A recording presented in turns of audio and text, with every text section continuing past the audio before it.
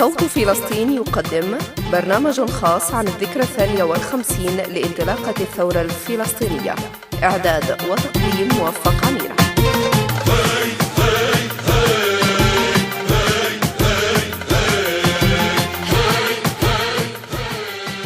قبل 52 عاما في الأول من يناير عام 1965 انطلقت الثورة الفلسطينية التي وحدت الفلسطينيين حول الهوية والهدف، وارتقت بهم من حالة الشتات والتشتت إلى مستويات الكفاح من أجل تحقيق الأمان بالتحرر من نير الاحتلال الإسرائيلي وتقرير المصير.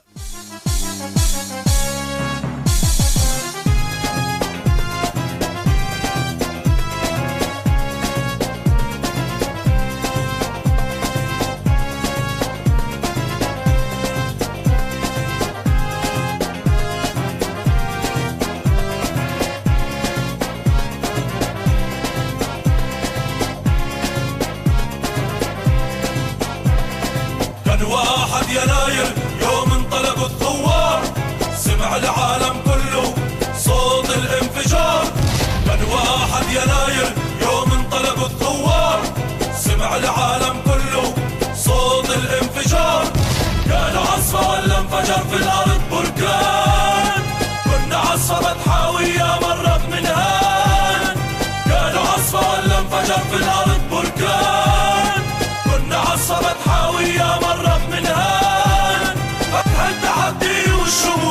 التحدي والشموخ اسمع أول بيان. وبمناسبة ذكرى انطلاقة الثورة الفلسطينية نستذكر حركة فتح العملاقة التي استعادت كرامة الأمة الضائعة في معارك عيلبون والكرامة. هذه الفتح صاحبة الانتصارات البراقة، وصاحبة الصمود الأسطوري والبطولة، وصاحبة أضخم وأكبر العمليات في تاريخ الثورة الفلسطينية. مهلي ما بدنا مهلي، أرض الموعود بتغلي. لما نادت فلسطين جاوبها أصلي وفصلي. مهلي ما بدنا مهلي، أرض الموعود بتغلي. لما نادت فلسطين جاوبها أصلي وفصلي. هي هي هي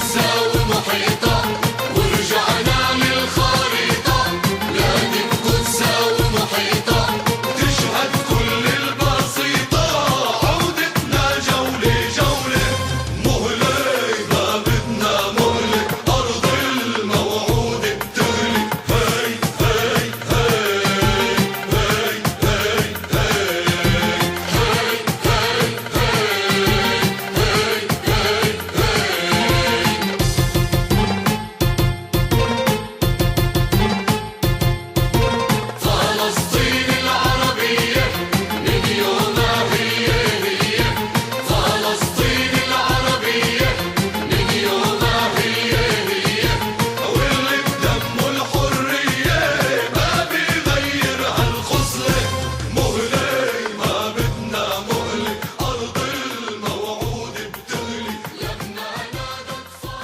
ما زلنا معكم عبر صوت فلسطين وفي البرنامج الخاص حول ذكرى انطلاقة الثورة الفلسطينية، والتقينا بعدد من المتقاعدين العسكريين، فلنستمع لما يقولون حول ذكرى الانطلاقة. ناجح عثمان عميد متقاعد في الهيئة الوطنية للمتقاعدين العسكريين.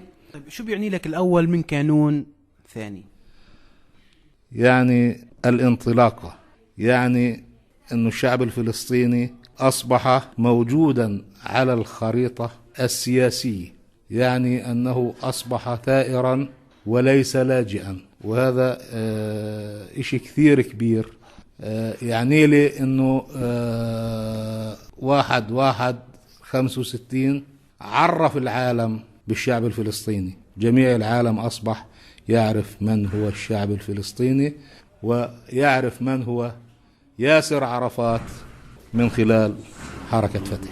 عليكم السلام. عن ذكرياتك في الثورة. الذكريات كثيرة، لا أتذكر إلا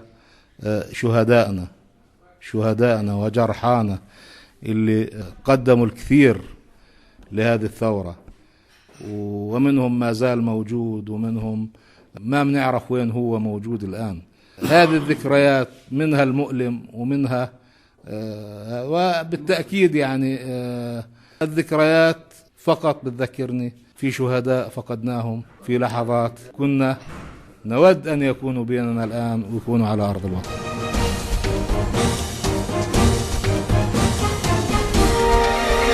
بسم الله، بسم الفتح، بسم الثورة الشعبية، بسم الدم، بسم الجرح، بسم الدم، بسم الجرح اللي بينزف حرية.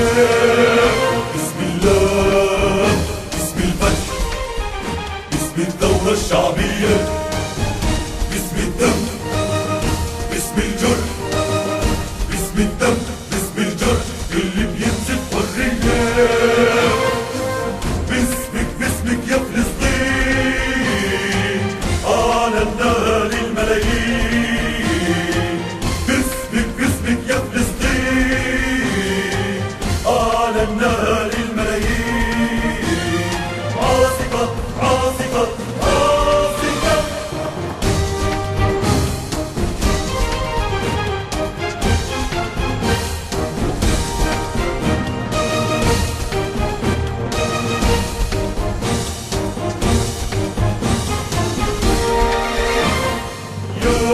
مشاوير الكرام مرحبا، يا جبال النار يا ثورة مرحبا.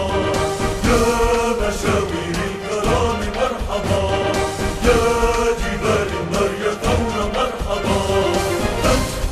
مرت من هنا مرحبا، مرت من هنا من هنا ومن هنا ومن هنا ومن هنا. تزرع الأرض بمشاعل من سلام. مرت من هنا مرحبا، مرت من هنا من هنا ومن هنا ومن هنا ومن هنا.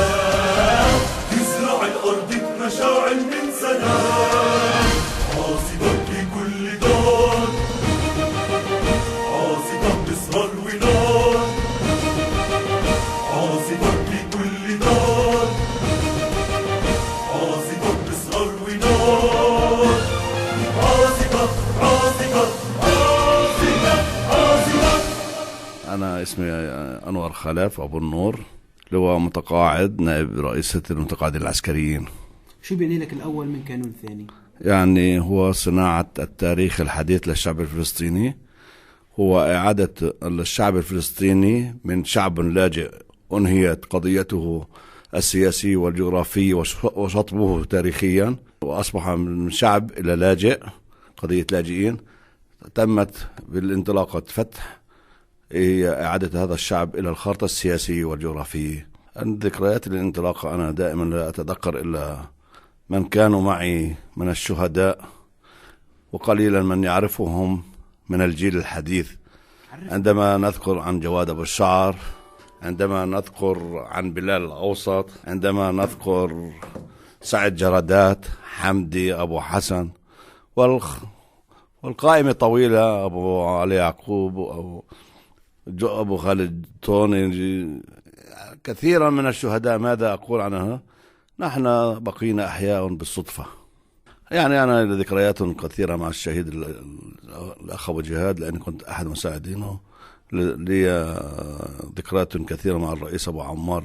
يعني الأخ أبو جهاد هو قائد صامت مؤسس من أهم قادة الشعب الفلسطيني، الذي استطاع أن يكون أول الرصاص، وأن يكون أول الحجارة، وأن يكون رجل الوحدة للشعب الفلسطيني بكامل أطيافه. وكان هو رجل محبوب ذو رؤية ثاقبة، له وزنه الثقيل في داخل الشعب الفلسطيني والقضية الفلسطينية والثورة الفلسطينية جمعاء.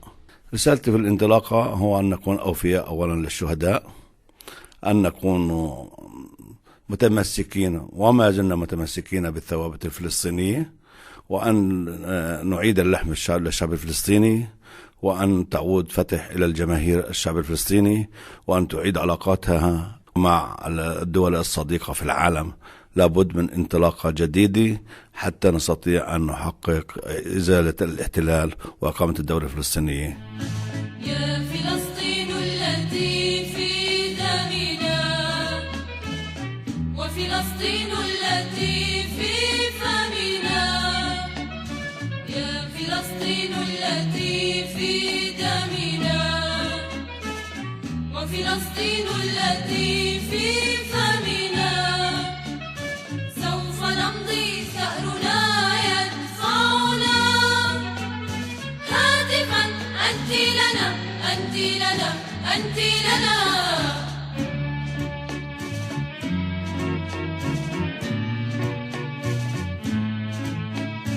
أينما سرنا تنادينا التلال، والروابي الخضر تدعو الجبال.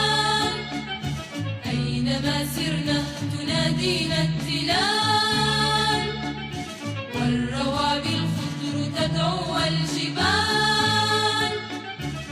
وشذا الزهر وعطر البرتقال، والأمان الغر قد نادت بنا.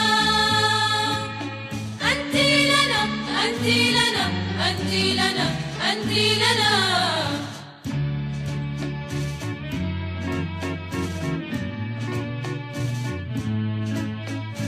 نحن أقسمنا على العهد اليمين أن نزف النصر وضاح الجبين. نحن أقسمنا على العهد اليمين أن نزف النصر وضاح الجبين، ونلاقيك لقاء الفاتحين. يا فلسطين ويا كل المنى، أنت لنا، أنت لنا، أنت لنا، أنت لنا.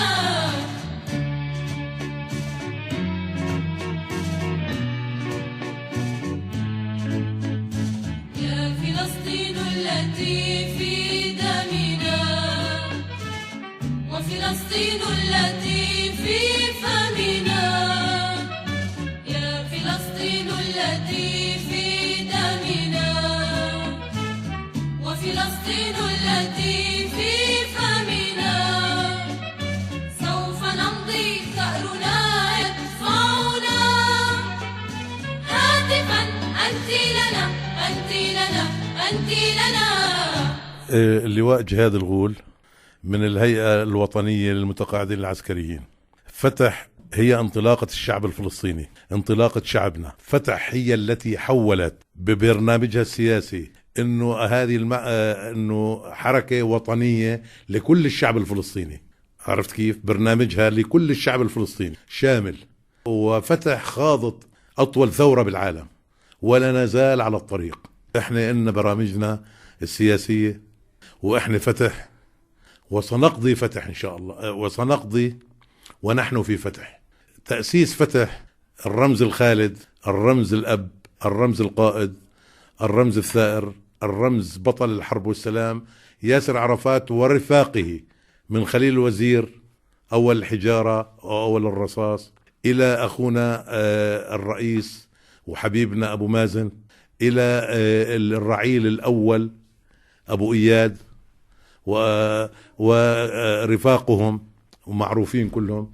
فكانت انطلاقتنا هي انطلاقة الشعب الفلسطيني لتحرير فلسطين ودحر الاحتلال، عرفت كيف؟ ورفع وضع شعبنا من شعب بالمخيمات على كرت المؤن إلى شعب مناضل حر واسم فلسطيني وهوية فلسطينية. هذه هي فتح. أنا واكبتها من 68. الانطلاقة أنا ما انطلقت فيها يعني بالبداية، أنا من 68 وبدأت ورحنا على لبنان وفي القواعد العسكرية وعملنا دورات عسكرية وناضلنا حتى عودتنا إلى أرض الوطن. حرب هذا الجيش الذي لا يقهر، إحنا قهرناه 88 يوم، 3 شهور حرب مع أعتى قوة في العالم، وانتصرنا وطلعنا بسلاحنا. لا راية بيضة رفعنا يا بيروت ولا هامة محنية، ضلينا نكمل طريقنا إلى الآن. فتح صاحبة المشروع الوطني الفلسطيني، فتح الدولة، فتح المنظمة اللي هي منظمة التحرير اللي كانت لسه جيش في الهاي، كله تحول إلى فدائيين، عرفت كيف؟ وتحول إلى قلعة صامدة للشعب الفلسطيني ولا الفلسطينيين ولا قضيتنا الفلسطينية. رسالتك في ذكرى الانطلاقة؟ أن نستمر بكلمة الشهيد الرمز القائد: ثورة حتى النصر، ثورة حتى النصر، ثورة حتى النصر. وسنستمر إلى كنس هذا الاحتلال من كل مدننا وقرانا، ورفع شبل زي ما حكى أبو عمار من أشبالنا وزهرة من زهراتنا، علم فلسطين فوق أسوار القدس ومآذن القدس وكنائس القدس. بلادنا بلادنا بلادنا بلادنا من أجلها جهادنا، من أجلها استشهادنا. بلادنا بلادنا بلادنا بلادنا.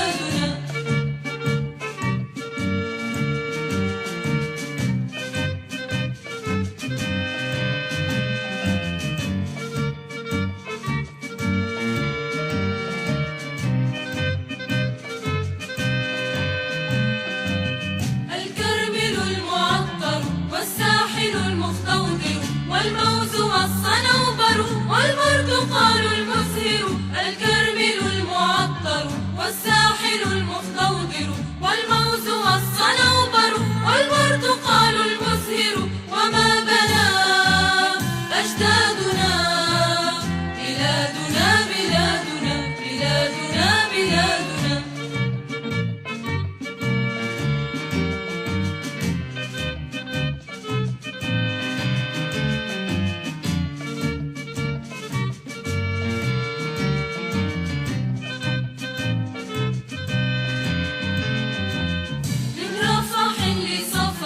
خريطة لبلدي رسمتها في كبدي، أورثتها لولدي. من رفح لصفدي خريطة لبلدي رسمتها في كبدي، أورثتها لولدي. فهللت أمجادنا.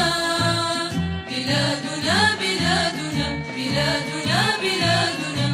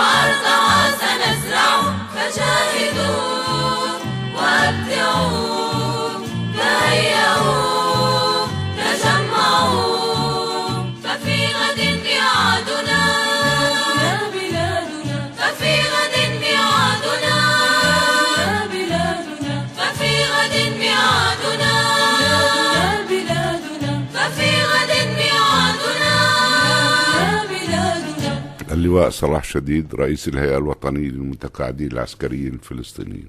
شو بيعني لك الأول من كانون ثاني؟ أول من كانون ثاني الذي هو ذكرى الانطلاقة، أولا هي الانطلاقة ماذا تعني للشعب الفلسطيني؟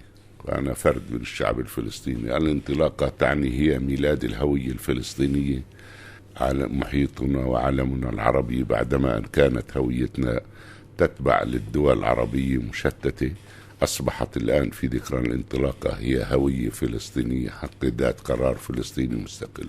ذكرياتك في الانطلاق؟ أي الذكريات هي الجميلة أو الحياة الجميلة التي عشناها في الوطنية والقومية والعروبة والنضال والاندماج بالشعب الفلسطيني. هي بدأت منذ الانطلاقة الثورة الفلسطينية، انطلاق حركة فتح في 1/1/65. المواقف كلها تخص الجانب الفلسطيني والنضال الفلسطيني، فيش لنا مواقف شخصية، مواقفنا تنبع من حبنا لفلسطين وأرضنا الفلسطينية. طب شو رسالتك في ذكرى الانطلاقة؟ أقول لشعبنا الفلسطيني أن الانطلاقة ما زالت في نفوس كل شعبنا الفلسطيني، وأن الانطلاقة تعني لنا فلسطين، ولن نحيد عن هذه الثوابت مهما كانت الظروف ومهما كانت الأمور المحيطة بنا وبقضيتنا الفلسطينية.